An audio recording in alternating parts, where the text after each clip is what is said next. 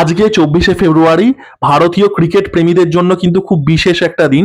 আজ 24শে ফেব্রুয়ারি 2010-এ সচিন তেন্ডুলকার এবং 2013-তে মহেন্দ্র সিং ধোনি কিন্তু ডাবল সেঞ্চুরি করেন।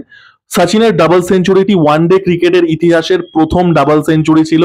ক্যাপ্টেন রূপ সিং স্টেডিয়াম, যেটা গাওয়ালিয়ারে অবস্থিত, তিনি ডাবল সেঞ্চুরি কমপ্লিট করেন। এর আগেও তিনি একাধিকবার কাছাকাছি এসেছিলেন, 186 করেছিলেন তিনি 1999-এ, এবং এই ডাবল সেঞ্চুরি হওয়ার আগের বছরই তিনি নিউজিল্যান্ডের এগেনস্টে 163 রান করেন এবং রিটায়ার্ড হার্ট হয়ে যান। তো ওই ম্যাচটায় তার যদি ক্র্যাম্প না আসতো তো তিনি প্রথম ওই ম্যাচে ডাবল সেঞ্চুরি হয়ে যেত। তো যাই হোক, ফার্স্ট ডাবল সেঞ্চুরি আজকে তিনি করেন ওয়ানডে ক্রিকেটের ইতিহাসে সাউথ আফ্রিকার এগেনস্টে। এবং 2013 সালে আজকের দিনে আবারও 24শে ফেব্রুয়ারি মহেন্দ্র সিং ধোনি কিন্তু তার টেস্ট কেরিয়ারের একমাত্র ডাবল সেঞ্চুরি করেন। আমরা যখন ধোনির কথা বলি আমরা কিন্তু তার টেস্ট ব্যাটিং নিয়ে অতটা কথা বলি না। আমার মনে হয় ধোনি কিন্তু অ্যাজ আ টেস্ট ব্যাটসম্যান কোথাও গিয়ে আন্ডাররেটেড ছিলেন। এবং আজকের দিনে তার সর্বোচ্চ স্কোর অস্ট্রেলিয়ার বিরুদ্ধে 224 রানের, ভারত ওই সিরিজটি 4-0 জেতে।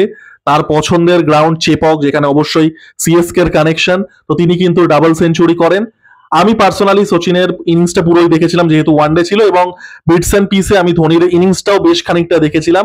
তো আপনাদের এই দুটি ইনিংস নিয়ে আজকে 24শে ফেব্রুয়ারি কি কি স্মৃতি জড়িয়ে আছে জানাবেন, এবং এরকমই ক্রিকেট সংক্রান্ত ভিডিও পেতে থাকলে আমার চ্যানেলটা সাবস্ক্রাইব করবেন। ধন্যবাদ।